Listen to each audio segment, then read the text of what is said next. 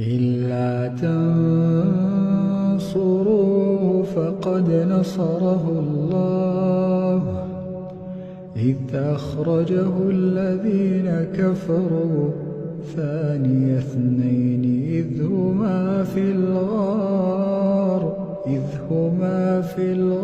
إذ يقول لصاحبه لا تحزن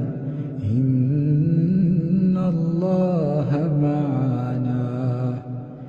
لا تحزن إن الله معنا لا تحزن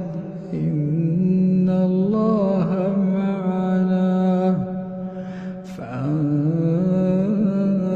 الله سكينته